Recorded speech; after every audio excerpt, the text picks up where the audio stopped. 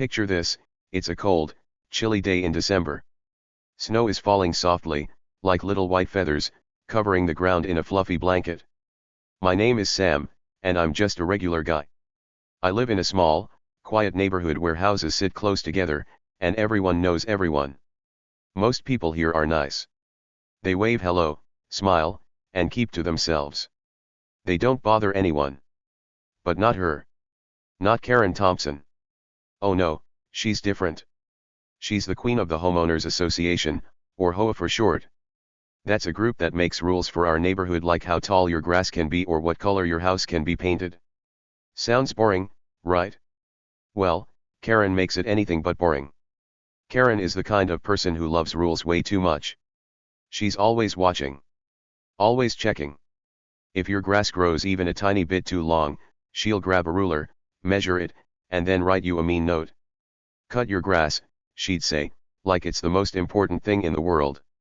If your mailbox is a little crooked, she'll knock on your door and tell you to fix it. One time, my friend Tim painted his front door bright red because he thought it looked cool. Karen didn't think it was cool. She said it was against the rules and made him paint it boring brown instead. That's just how she is. Everyone knows her around here. And everyone tries to stay away from her. Me. I'm not fancy or loud. I don't cause trouble. I live in a small house with a little backyard. I've got a dog named Max who barks at squirrels, and I like to sit on my porch with a cup of hot cocoa when it's cold outside. I thought I could stay off Karen's radar. You know, like how you try to hide from a teacher when you didn't do your homework. I figured if I kept quiet and didn't break any big rules, she'd leave me alone. Boy, was I wrong. So wrong. Before I tell you what happened, let me ask you something. Have you ever had a neighbor who just couldn't mind their own business? Maybe someone who peeked over the fence or complained about every little thing you did. If you have, you'll get why the story is so crazy. And if you haven't, well, stick around anyway because this is about to get wild. I promise you won't want to stop reading. There's a big surprise coming, and it all starts with something super simple, an inflatable pool. See, I have this pool in my backyard. It's not a big deal. It's not one of those fancy pools made of concrete that rich people have. Nope, it's just a cheap, inflatable one, you know, the kind you blow up with air and fill with water. I got it for my little cousins, Jake and Lily, who come over in the summer. They love splashing around, laughing, and playing with floaty toys shaped like ducks and frogs. It's fun to watch them. The pool is bright blue with little fish pictures on the side, and it's perfect for hot days. When summer ends, I usually let the air out, fold it up, and put it away. But this year, I got lazy. It's December now, and that pool is still sitting in my backyard. It's not full of water anymore, it's all flat and floppy, like a big blue pancake. Snow has piled up on top of it, hiding most of it under a white blanket. I didn't think anyone would care. I mean, it's winter. Who looks at a pool in winter? Turns out, someone did. And that someone was Karen. Let me tell you a little more about my neighborhood so you can picture it. It's a cozy place. The houses are small, with neat little yards. There's a big oak tree at the end of the street where kids like to climb in the fall. In the summer, you hear lawnmowers buzzing and smell barbecue smoke in the air. In the winter, like now, it's quiet. Snow covers everything, and smoke puffs out of chimneys. People put up Christmas lights red, green, and white twinkling all over. My house is right in the middle of the street. It's painted light blue, and I've got a tiny porch with a rocking chair. Max, my dog, likes to nap there sometimes. Across the street is Mr. Jenkins, an old guy who feeds the birds. Next to him is a family with 2 kids who build snowmen when it snows. And then there's Karen's house, big, perfect, and way too clean. Her yard never has a single leaf out of place. It's like she vacuums it or something. Karen's house is 2 doors down from mine. It's white with black shutters, and she's got these fancy bushes cut into perfect squares. She's always out there, fussing over something. One day, I saw her yelling at a kid for riding his bike too close to her driveway. "You'll scratch my pavement," she shouted. The kid just pedaled away fast. Another time, she told Mrs. Carter that her Halloween decorations were too spooky and not family friendly. Mrs. Carter had a plastic skeleton hanging on her porch. It wasn't even scary. That's Karen for you, always finding something to complain about. And now, it was my turn. I didn't know it yet, but that floppy pool in my yard was about to start a big mess. It was just sitting there, minding its own business, covered in snow. I hadn't touched it in months. The last time I even thought about it was back in August, when Jake and Lily were over. They'd been splashing and giggling, and I'd been sitting in a lawn chair, sipping lemonade. Good times. But now it was winter, and the pool was forgotten. Or so I thought. I didn't know Karen had her eagle eyes on it. I didn't know she was about to make a huge fuss. And I really didn't know that this whole thing would turn into something way bigger than a silly pool. Let's go back to that chilly December day.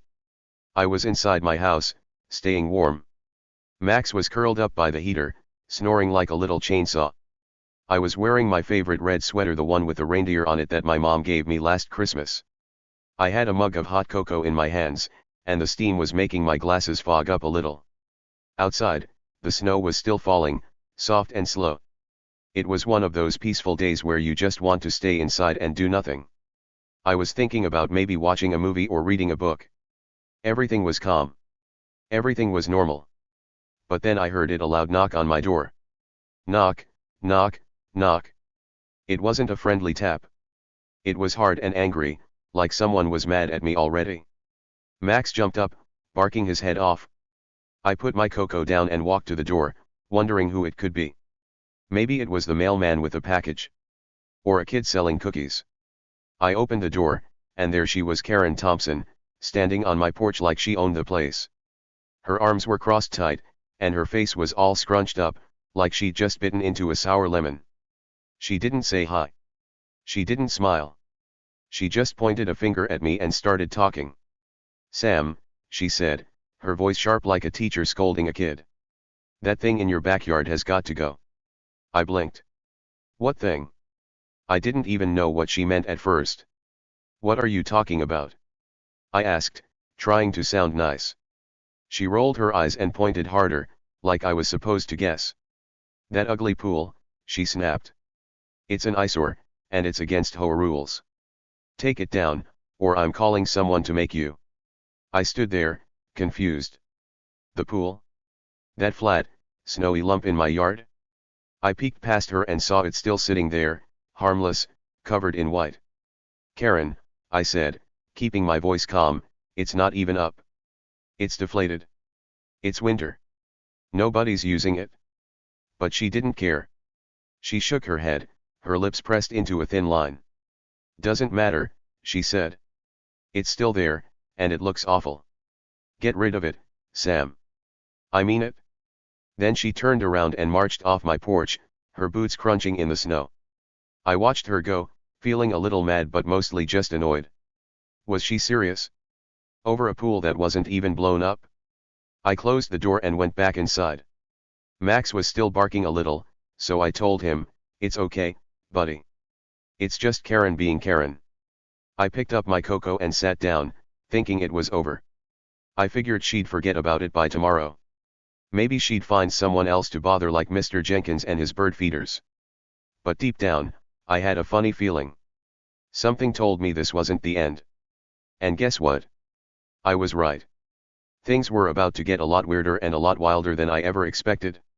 So, what do you think so far? Can you believe someone would care so much about a flat pool in the snow? Have you ever met someone like Karen, who picks on every little thing? I bet you have a story or two. This is just the start, though. That pool might seem small, but it's about to cause a big storm. Karen thought she was in charge, but she didn't know what was coming. Neither did I. Stick with me, because the next part is where it all starts to heat up even on this cold December day. It all started with a loud knock on my door. Bang, bang, bang. It wasn't a soft tap, like when my buddy Tim comes over to say hi. No, this was hard and fast, like someone was mad. I was inside my little house, sitting on my cozy couch. My dog, Max, was snoozing by the heater, his little paws twitching like he was chasing squirrels in his dreams. I had a mug of hot cocoa in my hands, the kind with tiny marshmallows floating on top.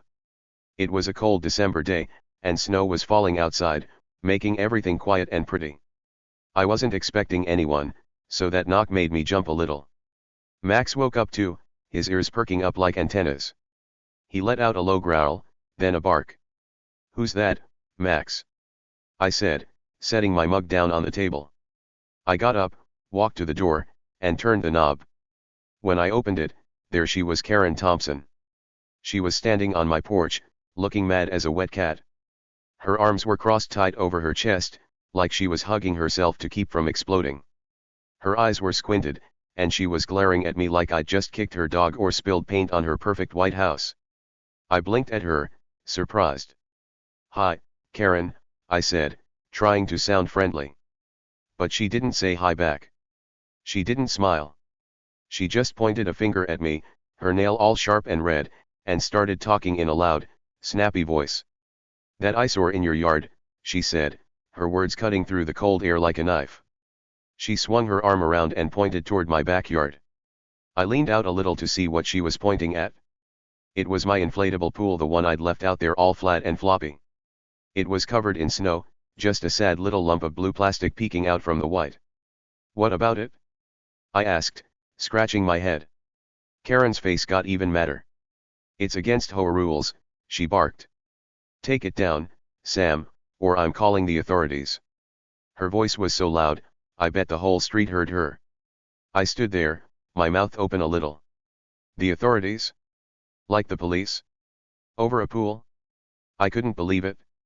"Karen," I said, keeping my voice nice and calm, "it's not even inflated.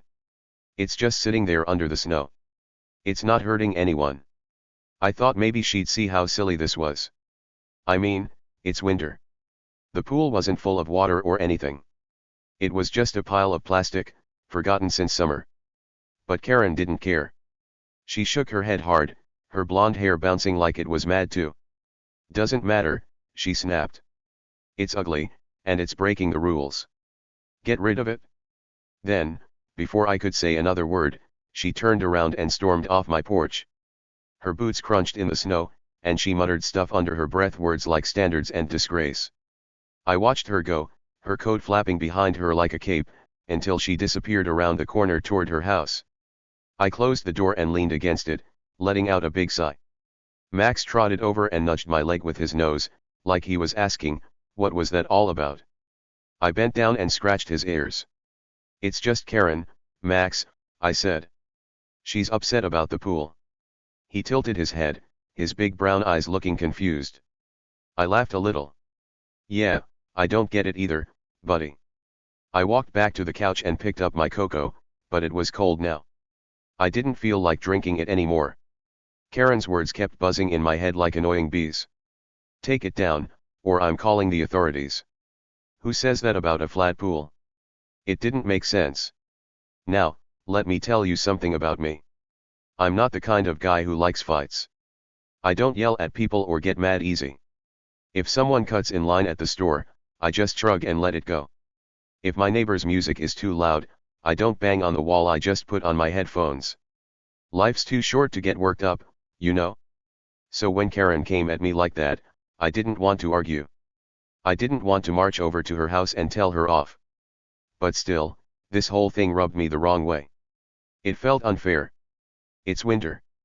Snow is everywhere, and nobody's outside swimming. Who cares about a pool nobody's using? It's not like it was blocking the street or making noise. It was just sitting there, quiet and covered up. Why was Karen so mad about it? I tried to shake it off. I told myself, "Sam, don't worry. She's just being her usual grumpy self. She'll forget about it by tomorrow." I grabbed a blanket, wrapped it around my shoulders, and sat back down. Max jumped up next to me and curled into a ball, his fur warm against my leg. I turned on the TV and found a cartoon, something silly with talking animals. I wanted to relax and forget about Karen and her big, loud voice. Outside, the snow kept falling, soft and slow, covering my yard, my porch, and that pool she hated so much. I thought that was the end of it. I really did. But I was wrong. The next day came, and the sun peeked out a little, making the snow sparkle like glitter. I woke up early, rubbed my eyes, and looked out my window. Everything was white and pretty, like a picture on a Christmas card. Max was already up, wagging his tail and begging to go outside. Okay, okay, I said, pulling on my boots and a big coat. I grabbed his leash, and we stepped out onto the porch. The air was cold and sharp, stinging my nose a little. Max ran around in the snow, kicking it up with his paws, barking at nothing. I smiled. He's a goofy dog, and he always makes me feel better. I shoveled my walkway, making a little path from my door to the street. The snow was light and fluffy, easy to move. I waved at Mr. Jenkins across the street. He was tossing breadcrumbs to some birds, his hat pulled low over his ears. "Morning, Sam," he called. "Morning." I called back. It felt like a normal day. A good day.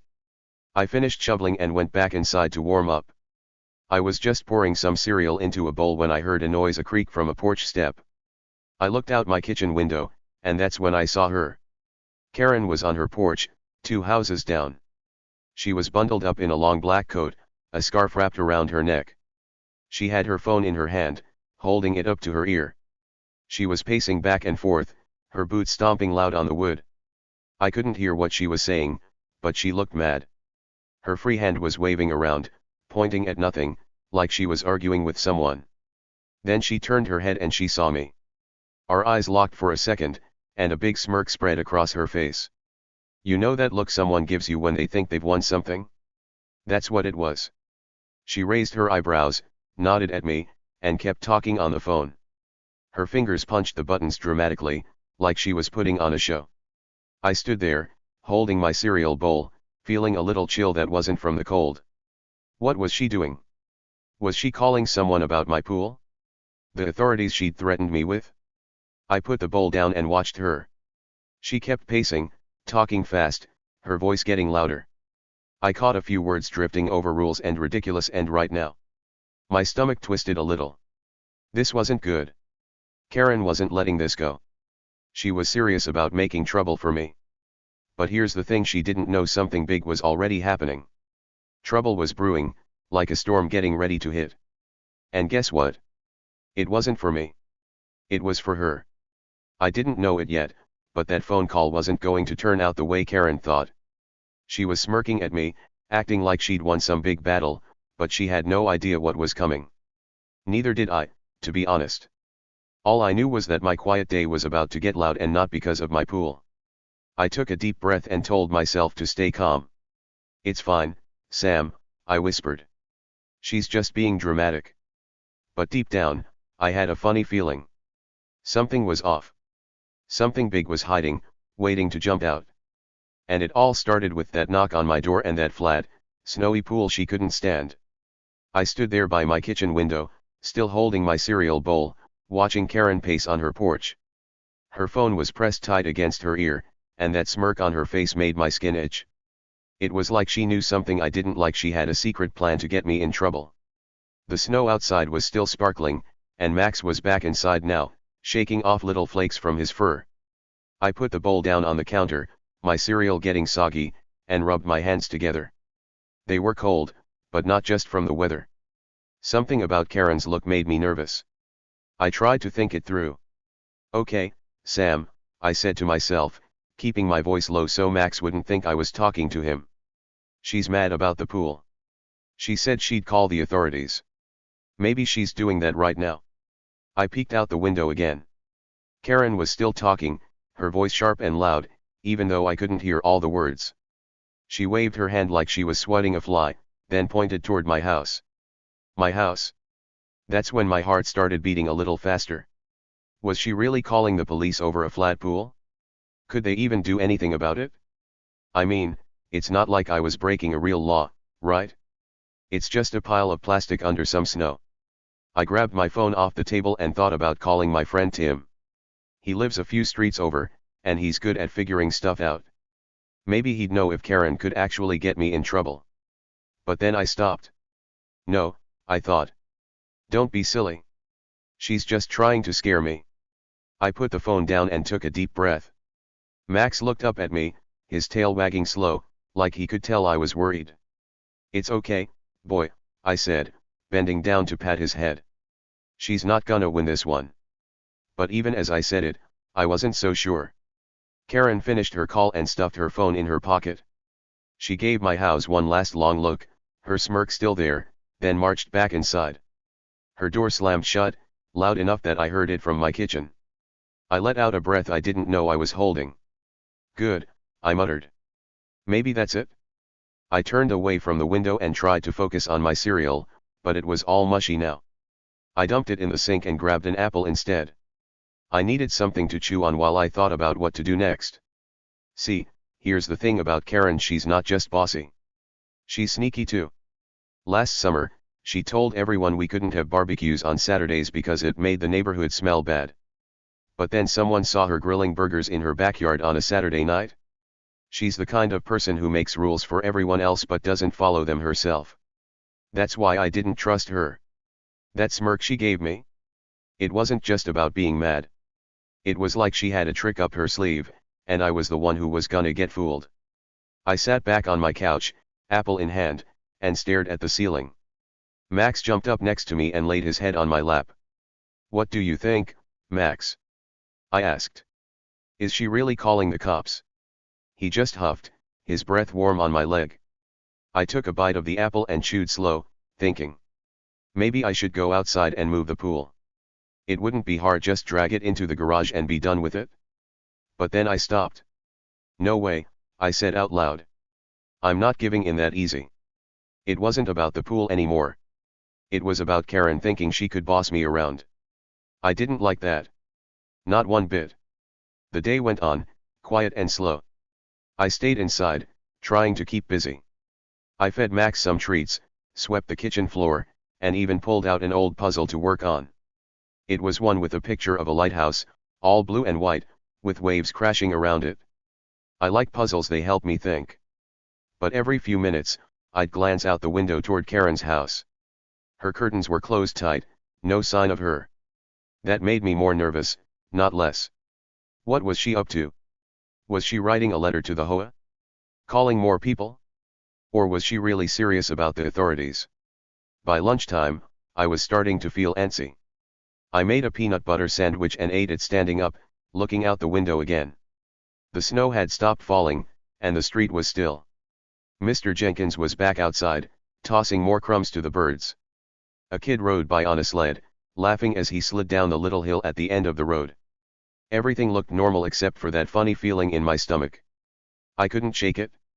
Karen's words kept playing in my head, take it down, or I'm calling the authorities. And that smirk.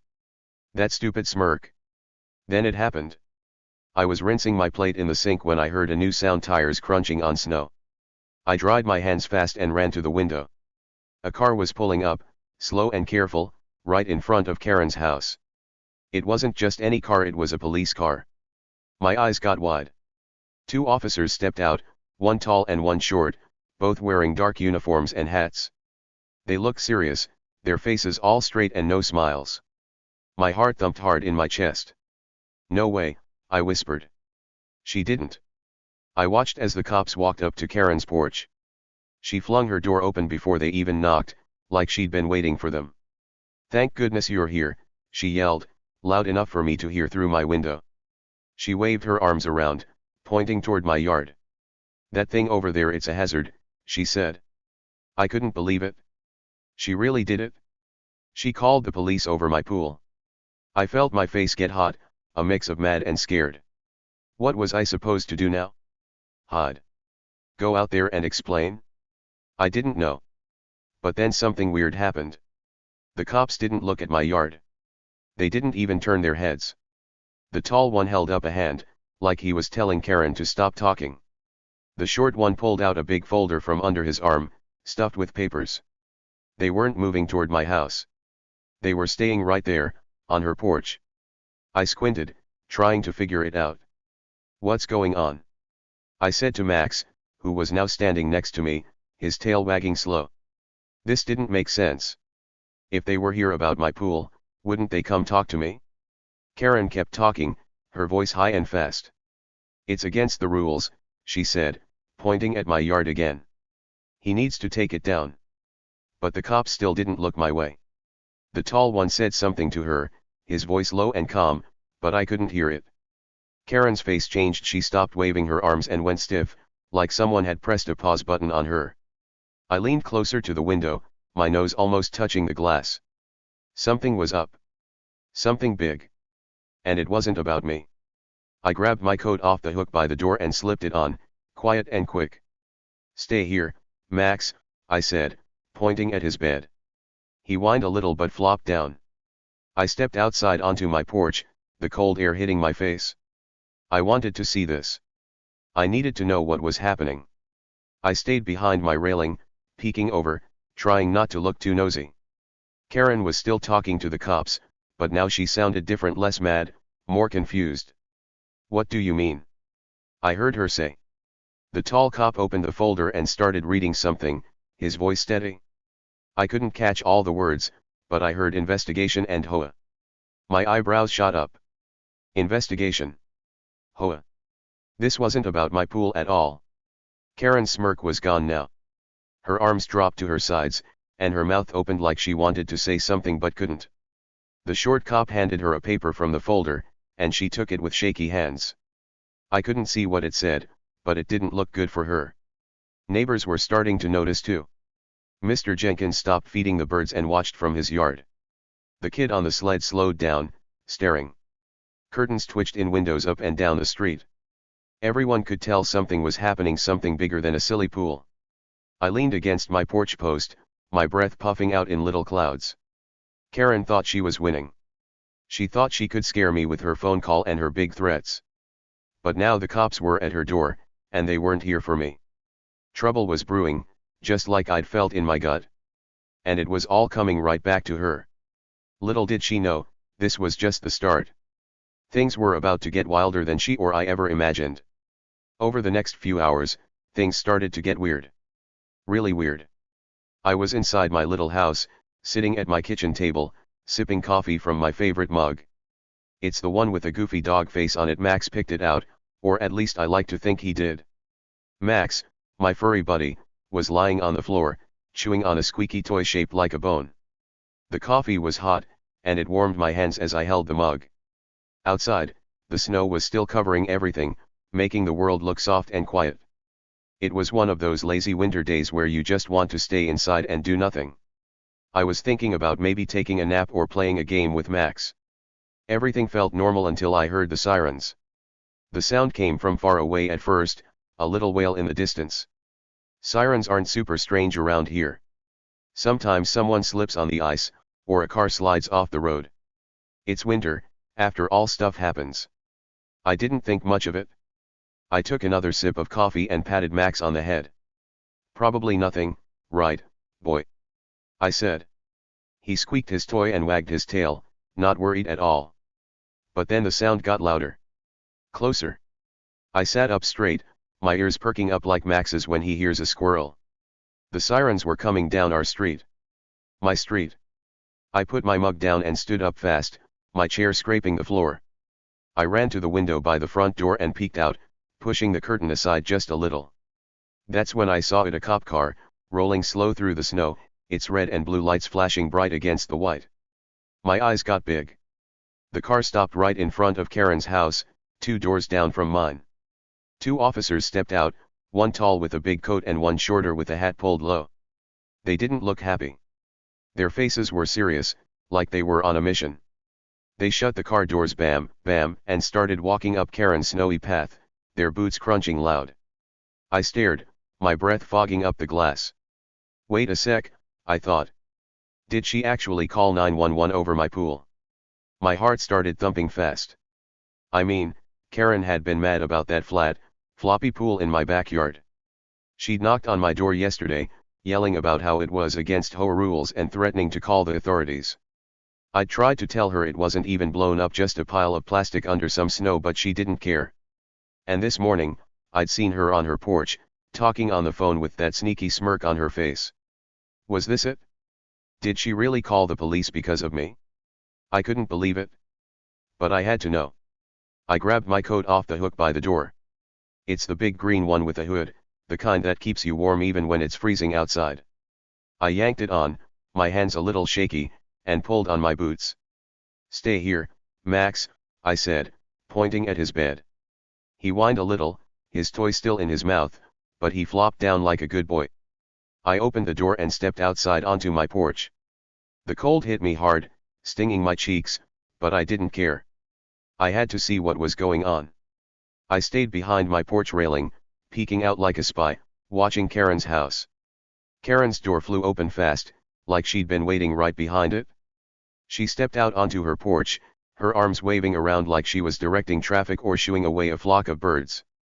"Thank goodness you're here," she yelled, her voice loud and sharp. I could hear every word from where I was standing. She pointed toward my yard, her finger jabbing the air. "That thing in his yard, it's a hazard," she said. "It's breaking all the rules, and I've had enough." I froze. She was talking about my pool.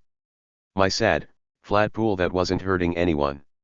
I felt my face get hot, even in the cold. She really did it? She called the cops on me. I ducked a little lower behind the railing, my hands gripping the wood.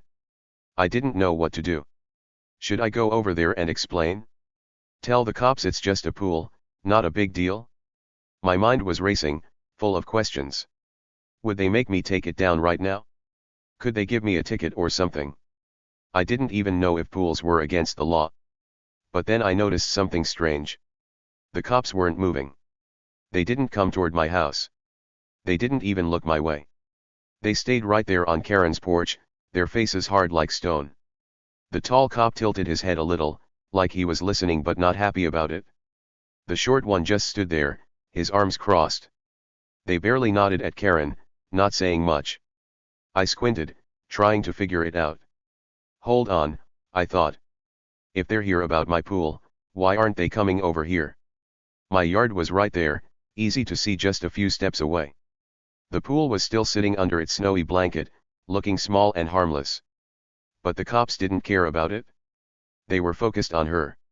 On Karen. And that's when I saw something that made my stomach flip. The short cop was holding a folder, a big, thick one, stuffed with papers. It wasn't just a little notebook or a clipboard. It was heavy, like it was full of important stuff. He held it tight under his arm, and the tall cop reached over and tapped it with his finger, like he was saying something about it. I couldn't hear them from my porch, but I could tell they weren't talking about my pool. This was different. This was bigger. I leaned forward, my breath puffing out in little clouds. This isn't about my pool, is it?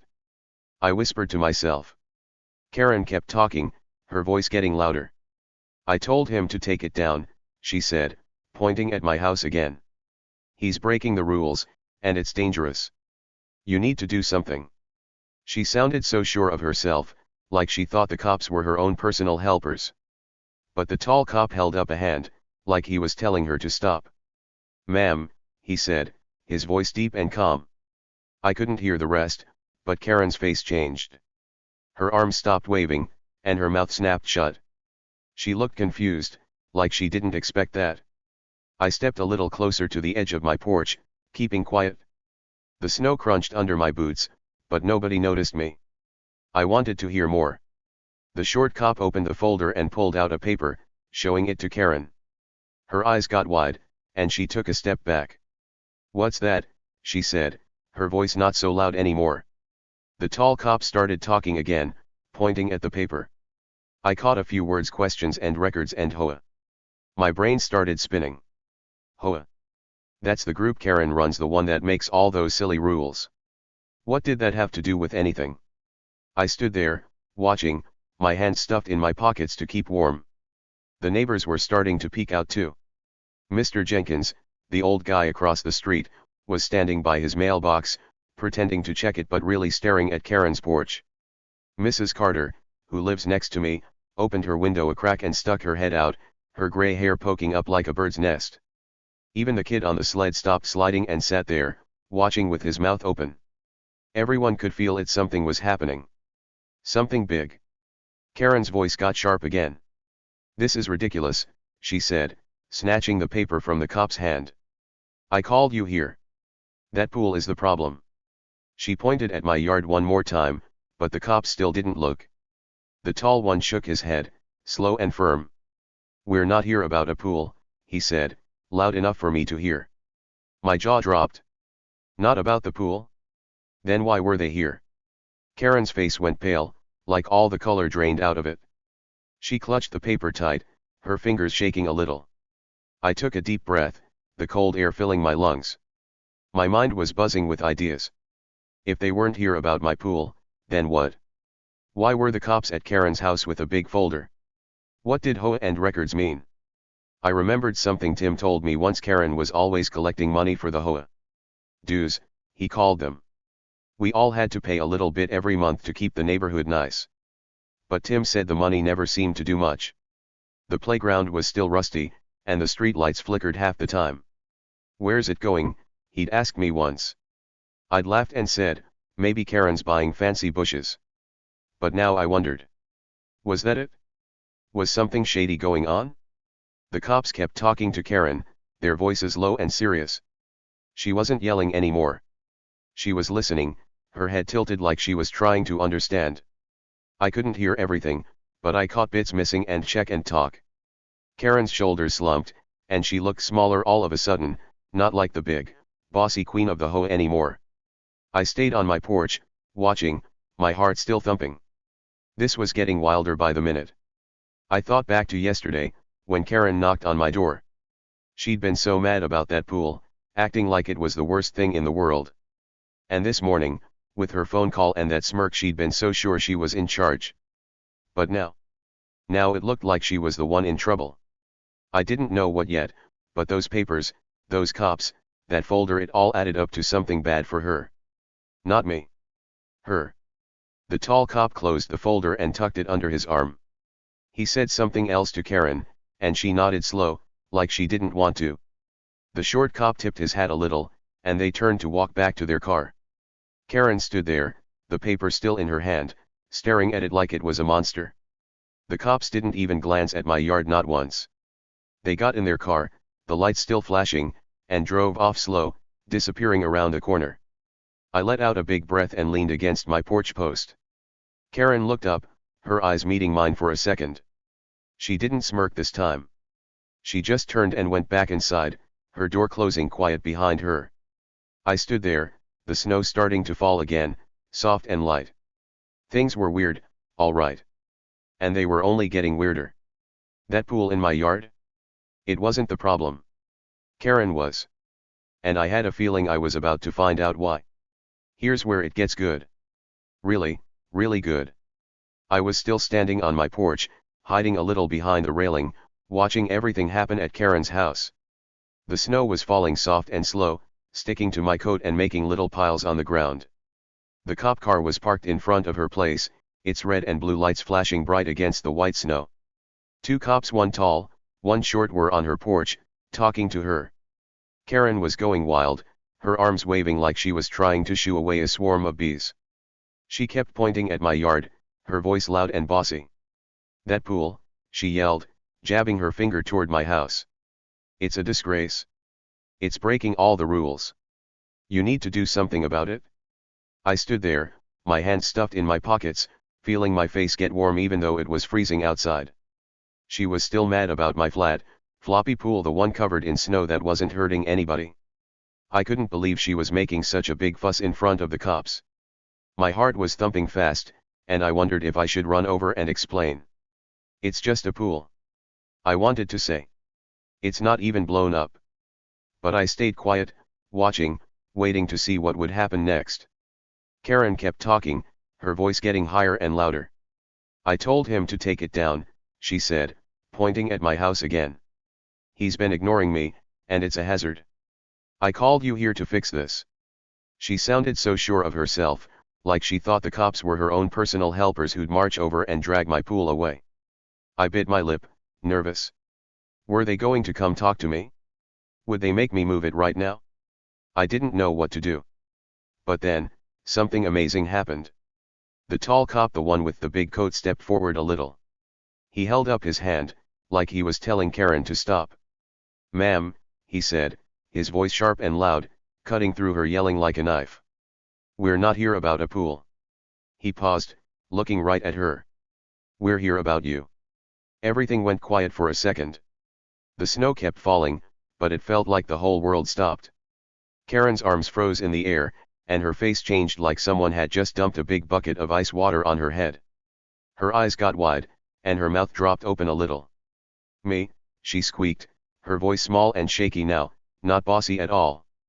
I blinked, my breath puffing out in a little cloud. Did I hear that right? They weren't here about my pool, they were here about Karen?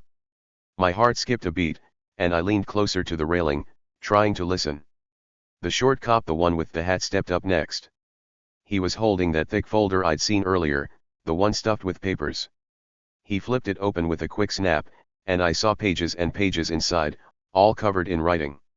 He looked at Karen, his face serious, and started reading out loud.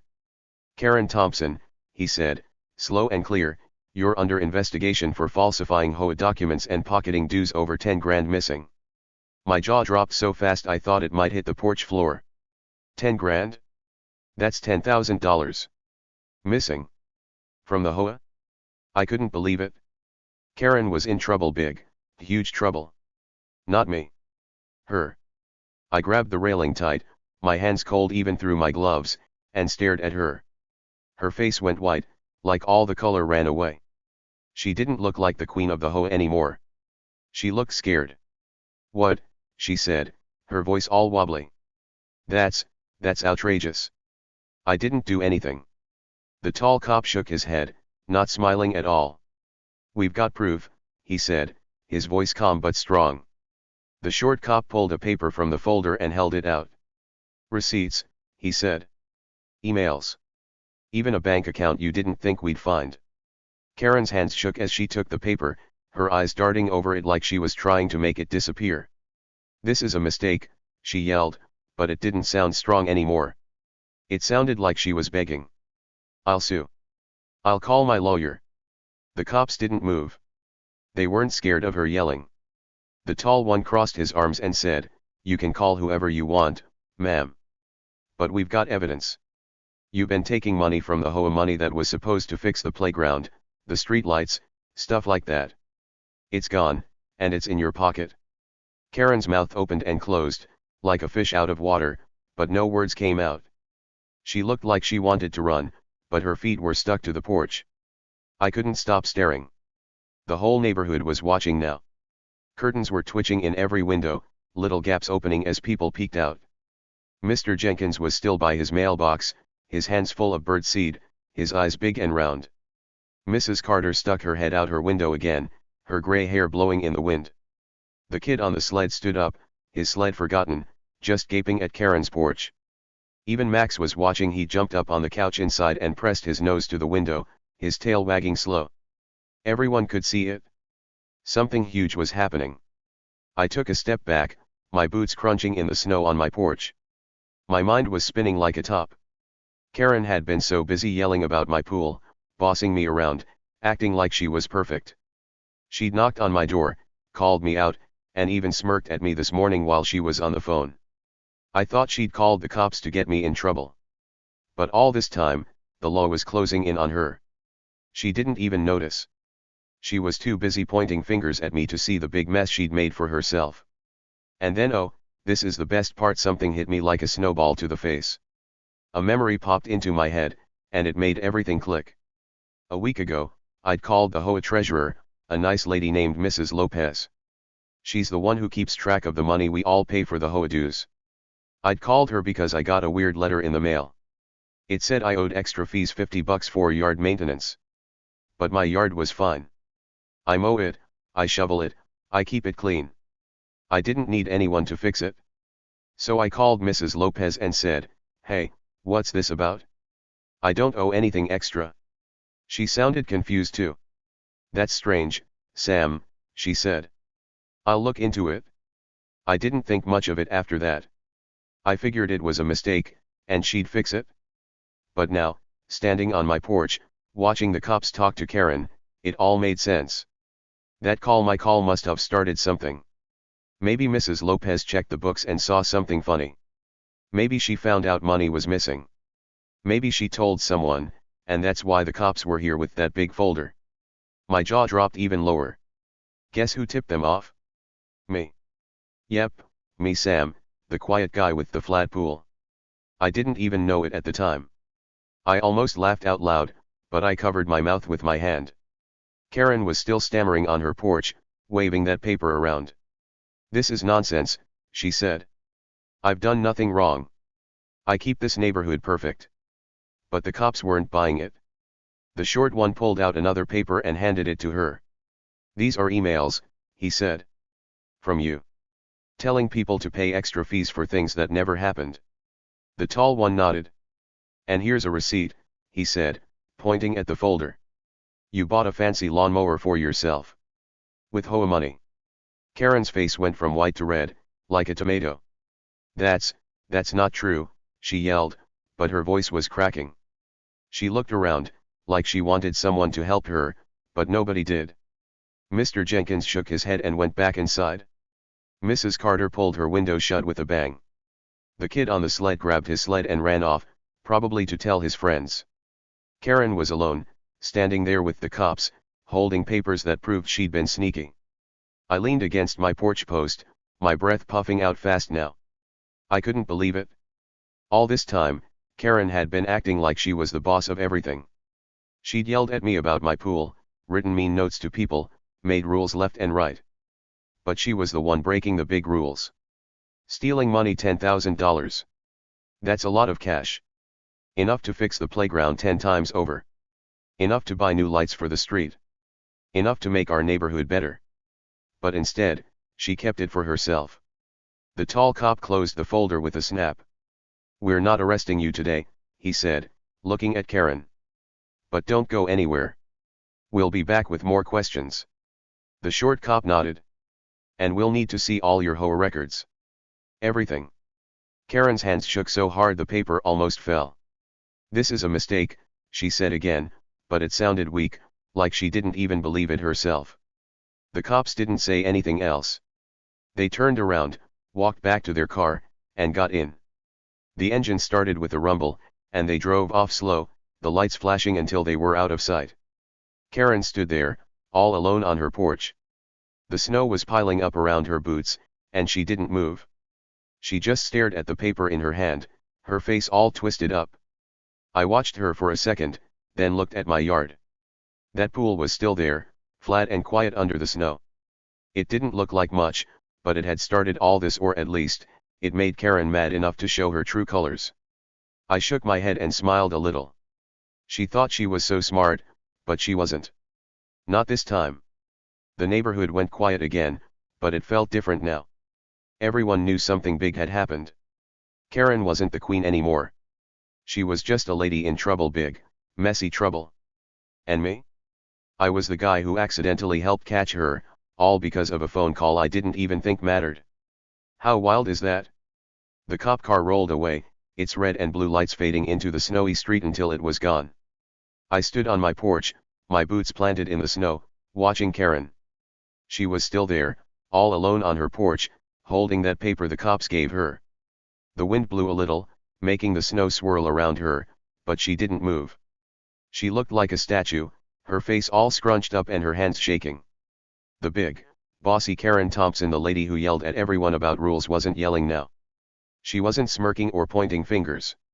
She was quiet, and it was weird to see. I rubbed my hands together to warm them up, my breath puffing out in little white clouds. My heart was still beating fast from everything I'd just heard. $10,000 missing. Receipts, emails, a secret bank account Karen had been stealing from the HOA, and the cops had proof.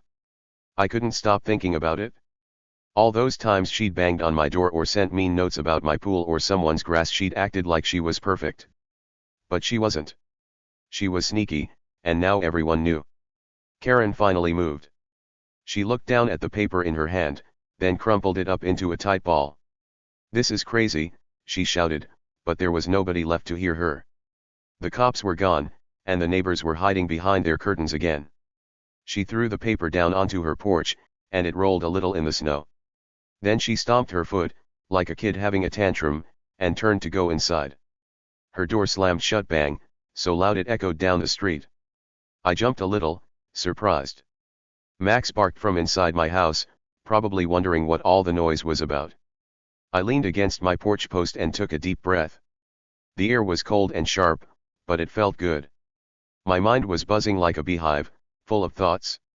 Karen in trouble. Karen stealing money. Karen caught. And me little old Sam helping it happen without even trying. That phone call I made to Mrs. Lopez a week ago, the one about those weird fees, had started all this. I didn't know it then, but I'd accidentally lit a match that burned Karen's big secret wide open. How wild was that? I looked over at my yard. That flat pool was still sitting there, a blue lump under the snow. It didn't look like much, just a forgotten summer toy, but it had made Karen so mad she'd tripped over herself. She'd been so busy trying to boss me around that she didn't see the cops sneaking up on her. I smiled a little, shaking my head. Guess you picked the wrong fight, Karen, I said to myself, my voice quiet in the snowy air. The neighborhood wasn't quiet anymore, though not really. Even with Karen inside, I could feel the buzz. Curtains were still moving, little shadows peeking out. Mr. Jenkins came back outside, holding a broom like he was going to sweep his walk, but he kept looking at Karen's house. Mrs. Carter opened her door a crack and waved at me, her eyes big. Sam, she called, her voice all excited. Did you hear that?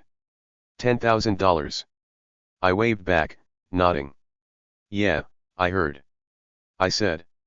She shook her head and went back inside, probably to call her sister or something. Then I saw Tim, my buddy from a few streets over, walking up the road. He had his hands in his pockets, his red hat pulled low over his ears. He must have heard the sirens and come to check it out. Sam, he yelled when he saw me, jogging through the snow. What's going on? I saw a cop car. I stepped off my porch and met him in the yard, my boots sinking into the fluffy white. You won't believe it, I said, grinning a little.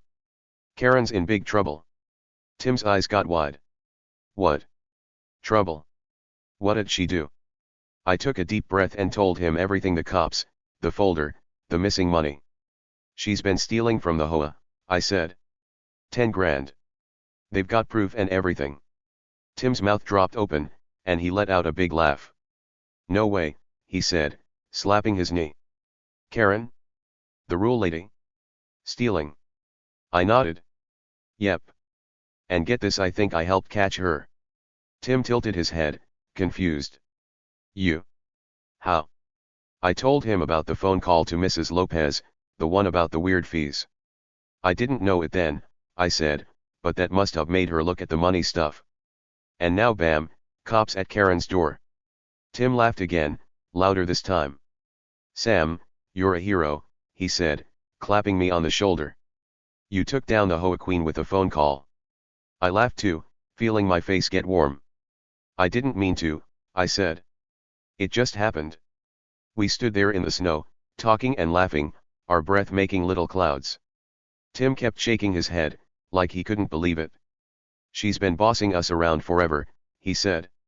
Remember when she made me take down my basketball hoop? Said it was too noisy. And now she's the one in trouble. I nodded. Yeah, and she was so mad about my pool. That's why she called the cops, or at least, she thought that's why they came. Tim looked at my yard and grinned. That pool's a legend now, he said. It's like a secret weapon. I laughed again, picturing my flat pool as some kind of superhero. Maybe I should keep it out there, I said. Just to remind her. Tim nodded. Do it. She'll hate it. We both cracked up, the sound bouncing off the snowy houses. But then I got quiet, thinking. Karen was in her house now, probably mad and scared. I didn't feel bad for her, not really. She'd been mean to everyone, always acting like she was better. She'd yelled at me, at Tim, at Mr. Jenkins, at Mrs. Carter, all over silly stuff like grass or decorations. And all that time, she was hiding a big secret. $10,000. That's so much money. I wondered what she did with it. Did she buy fancy stuff? A new car? Those perfect bushes in her yard? The cops said she got a lawnmower, but that couldn't be all of it. I kicked a little snow with my boot, watching it puff up. What do you think happens next? I asked him. He shrugged. Cops said they're not arresting her yet, right? Maybe they'll come back with handcuffs. He wiggled his wrists like he was cuffed, and I giggled. Maybe, I said. Or maybe she'll have to pay it back. Tim nodded. She should. That's our money. We paid those dues. I thought about that. Every month, I sent a little check to the HOA, $20 here, $30 there. It was supposed to fix things, like the playground where the swings were broken or the streetlights that flickered at night. But nothing got fixed. The playground was still rusty, and the lights still buzzed. Now I knew why Karen was keeping the cash. It made me mad, but it also felt good to know she got caught. She couldn't hide anymore. Tim stamped his feet to shake off the snow. Man, this is wild, he said. I gotta tell everybody. He pulled out his phone and started texting, his fingers flying. Wait till the guys hear this, Karen's a thief. I smiled. They won't believe it, I said. I still don't. Tim grinned. They will when the cops come back. This is better than TV. I looked at Karen's house again. The windows were dark, the curtains shut tight. She was in there, probably pacing or yelling into her phone. But it didn't matter what she did now. The cops had her number literally. They had emails, receipts, bank stuff. She couldn't talk her way out of this one. I wondered if she'd try. She was good at arguing, always had a comeback. But this time, the proof was too big. She was stuck. The snow kept falling, covering my yard, my porch, and that famous pool. I turned to Tim. Wanna come in for hot cocoa? I asked. It's cold out here. He nodded fast. Yeah, let's celebrate. Karen's busted, and you're the hero. I laughed and led him inside, Max jumping up to greet us with happy barks. We kicked off our snowy boots and headed to the kitchen, the big reveal still ringing in my ears. Karen thought she was winning, but she lost big time. And I helped make it happen, all because of a little phone call. What a day. The cops didn't put handcuffs on Karen right then and there. They didn't drag her away to jail like in the movies. Nope, they were still working on the case, putting all the pieces together like a big puzzle. The tall cop looked at her, his face all serious, and said, "Don't leave town, ma'am. We'll be back." The short cop nodded, holding that thick folder full of papers, the one with all the proof about her stealing. Then they turned around, walked back to their car, and drove off, the snow crunching under their tires. The red and blue lights flashed one last time before they disappeared around the corner. Karen just stood there on her porch, all alone. Her face was red, like she'd been running or yelling too much. Her hands were balled up into fists, and she looked mad but also scared. The neighbors were watching her now, not even trying to hide it anymore. Mr. Jenkins was by his mailbox, shaking his head like he couldn't believe it. Mrs. Carter leaned out her window, whispering to herself.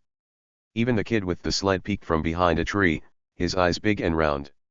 Everyone was staring at Karen, and she knew it. She glanced around, her head jerking fast, then stomped back inside her house. The door slammed bang, and the street went quiet again. Me. I was still on my porch, leaning against the wooden post with my arms crossed. The snow was falling soft around me, sticking to my coat and making little piles on the railing. I looked over at my yard, where that flat pool sat under its snowy blanket. It didn't look like much, just a floppy blue thing, but it felt like a silent hero now. Karen had been so mad about it, yelling and pointing, but it was her own sneaky stuff that got her caught. I smiled a little, feeling good. Not because I wanted her to be in trouble, but because it felt fair. She'd been bossing everyone around for so long, and now she couldn't anymore. I went back inside my house, kicking the snow off my boots. Max jumped up to greet me, his tail wagging like crazy. "Hey, buddy," I said, scratching his ears. "We won, huh?" He barked, happy and loud, like he understood. I hung my coat up and made some hot cocoa, the kind with little marshmallows. The kitchen smelled sweet and warm, and I sat down with my mug, thinking about everything. Karen was in big trouble, $10,000 missing. That's a lot of money. And it was ours, mine, Tim's, Mr. Jenkins, everybody's. We'd paid it to the HOA to make our neighborhood nice, but she kept it for herself. That wasn't right. A few days went by, slow and quiet.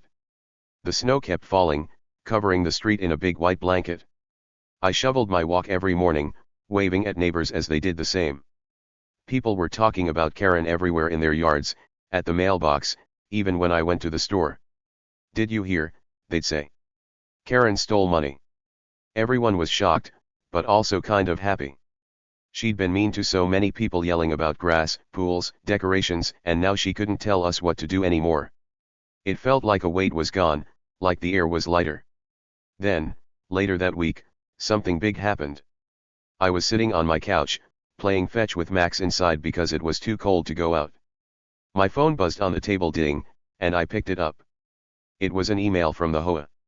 I opened it fast, my eyes scanning the words. Important update, it said at the top. I read it out loud to Max, who tilted his head like he was listening. Karen Thompson is no longer on the HOA board. We're checking everything she did, every penny. She's been taking money for years, and we're fixing it now.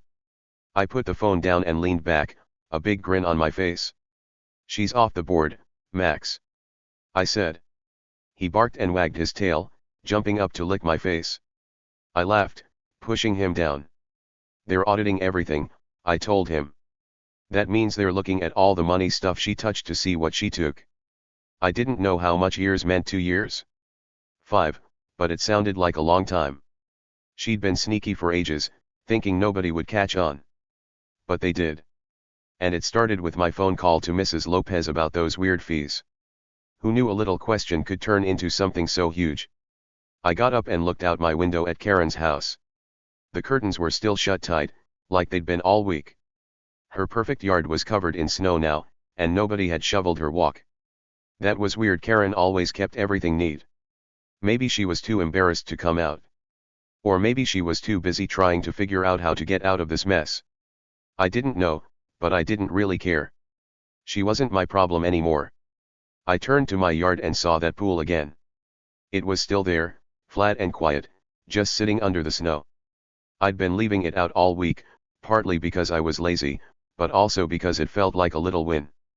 Karen hated it so much, and now she couldn't do anything about it. But then I thought, nah, I'm done with this game. I didn't need to rub it in her face anymore, she'd lost enough. So I put on my coat and boots, grabbed some gloves, and went outside.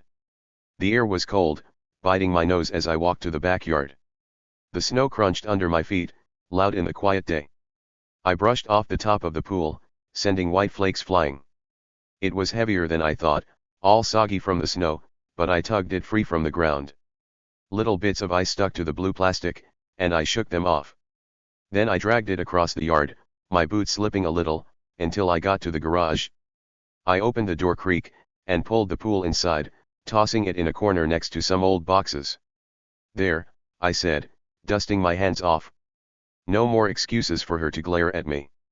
I shut the garage door and went back to my porch, looking around. The neighborhood felt different now, lighter, like we'd all taken a big breath together. Kids were playing down the street, throwing snowballs and laughing. Mr. Jenkins was feeding his birds again, humming a little tune. Mrs. Carter waved from her window, a big smile on her face.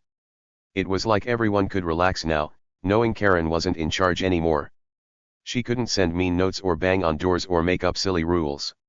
She was done. I went back inside, my cheeks red from the cold. Max ran up, his tail wagging like a fan. All good now, buddy, I said, sitting down with him.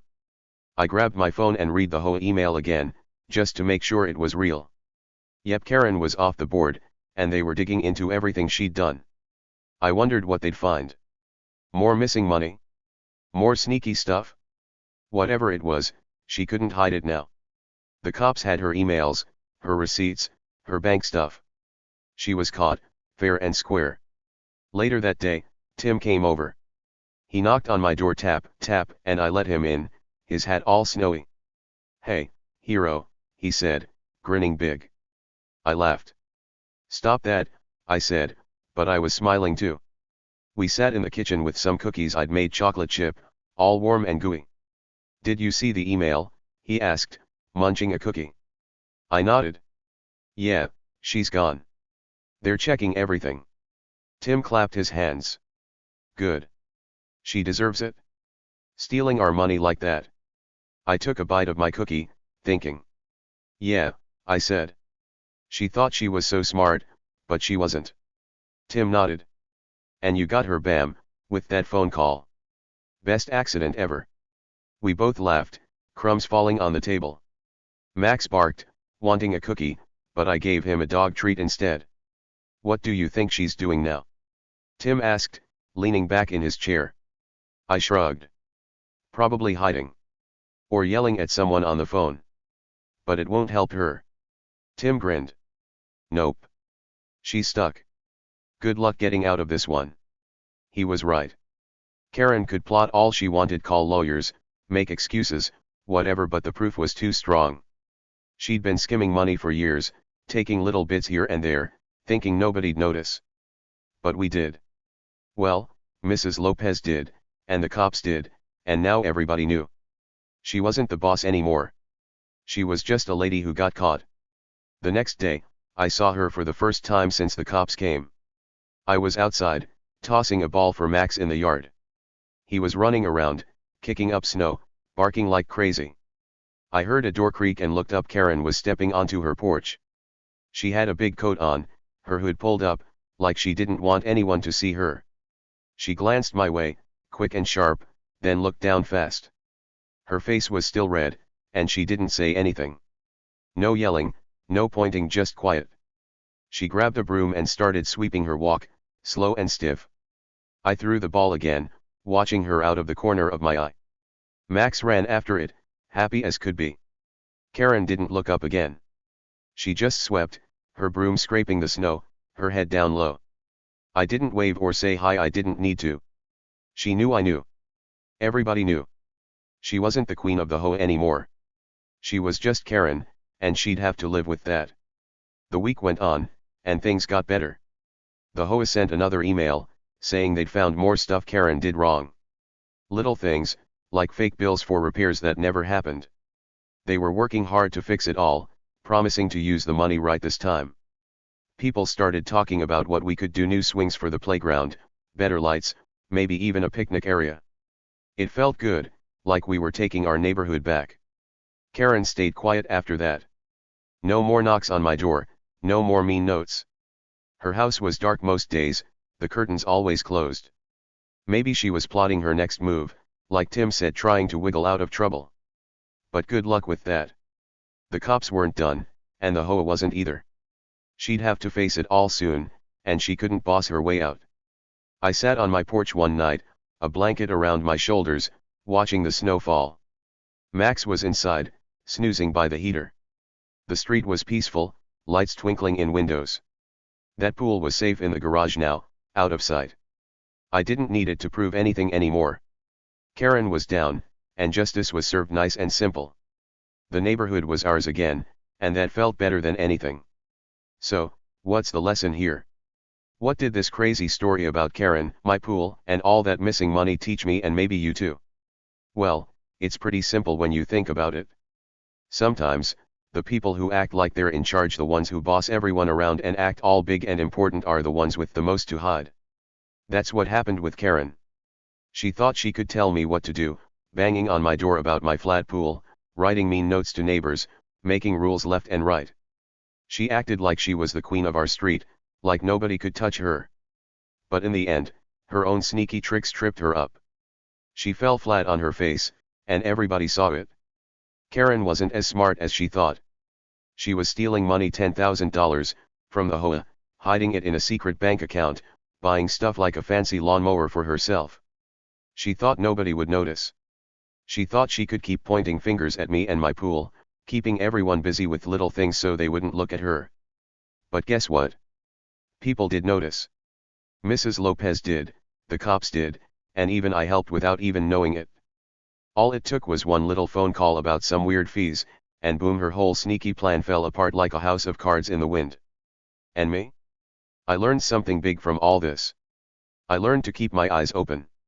You never know what's really going on next door or down the street, or even in your own neighborhood. I used to think Karen was just bossy, maybe a little mean, but not a big deal. I'd shrug and say, that's just Karen, and let it go. But now I see sometimes the loudest people, the ones who act like they're perfect, are hiding something.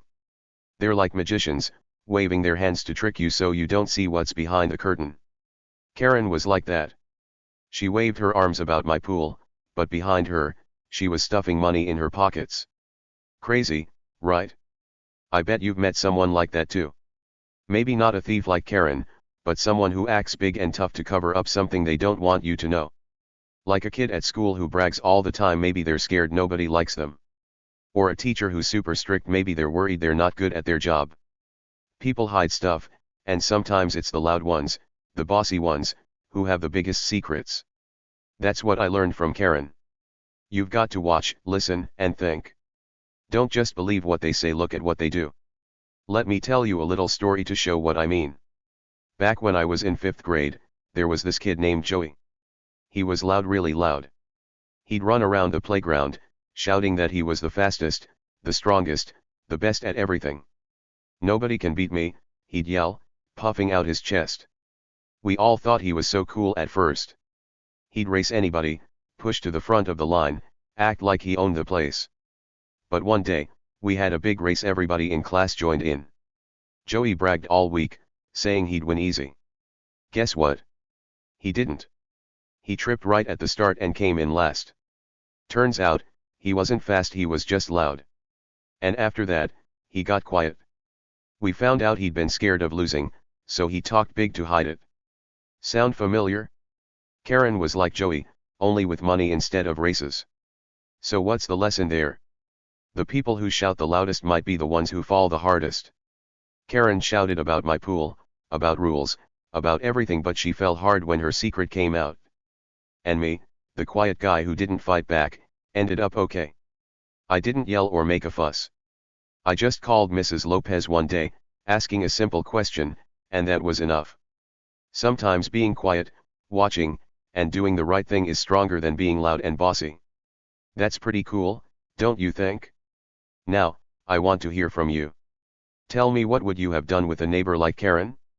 Would you have moved that pool right away to keep her quiet? Would you have ignored her and hoped she'd go away? Or maybe you'd have done something totally different, like talk to her face to face or tell the HOA yourself. Drop it in the comments, I'm dying to hear what you think. I bet you've got some great ideas, and maybe even a story about a bossy person you know. Share it with me, I'd love to read it. Let's think about this some more. Imagine you're me, standing on your porch, watching Karen yell about your pool. What would you feel? Mad? Scared? Annoyed? I felt all those things at first. When she knocked on my door, I was annoyed she wouldn't listen to me. When I saw her on the phone, smirking, I got a little scared, would the cops really come for me? And when she kept pointing at my yard, I got mad, why couldn't she leave me alone? But then, when the cops turned it around on her, I felt something else. I felt surprised, then happy, then kind of proud. Not proud like bragging, but proud that I'd helped, even by accident. What about you? How would you feel if you beat a bossy person at their own game? Here's another thing to chew on. That pool in my yard, it was just a flat, floppy thing, right? Nothing special. I got it for my cousins to splash in during summer, and I forgot about it when winter came. But that little pool ended up being a big deal. It made Karen so mad she showed everyone who she really was. It's funny, sometimes the smallest things can change everything. Like how a tiny pebble can make ripples in a pond, or how one little spark can start a fire. My pool was like that pebble, that spark. It didn't look like much, but it helped catch a thief.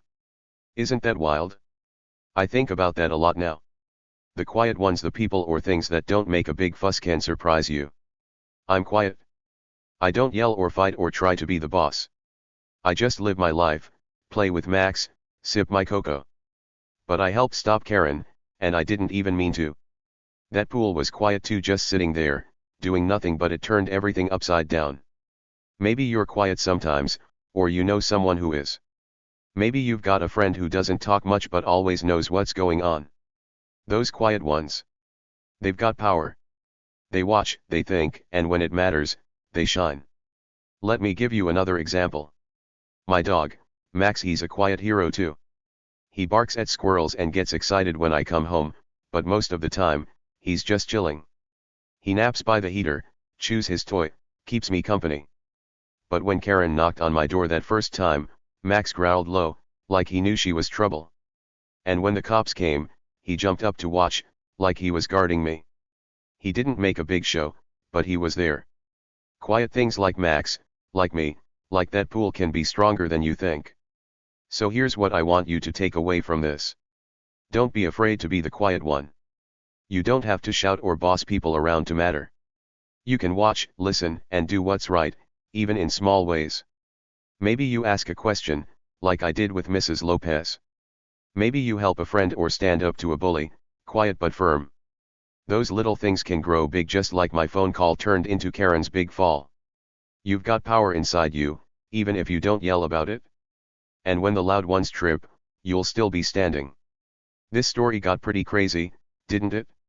It started with a flat pool and ended with cops and missing money. If it got your heart racing, if you laughed or gasped or cheered, stick around. There's plenty more where this came from. I've got more stories about surprises, sneaky people, and quiet heroes. Maybe next time it'll be about a kid who outsmarts a mean teacher, or a dog who saves the day. Who knows? But I promise it'll be fun. Before I go, let's think one more time. In this world, things aren't always what they seem. The loud ones might fall, and the quiet ones like me, or even that pool, might just surprise you. Keep your eyes open, be yourself, and don't be afraid to make a ripple. You might change something big, just like I did. So, what do you say? Ready for more adventures? Let's keep going together, because the best surprises are still out there, waiting for us.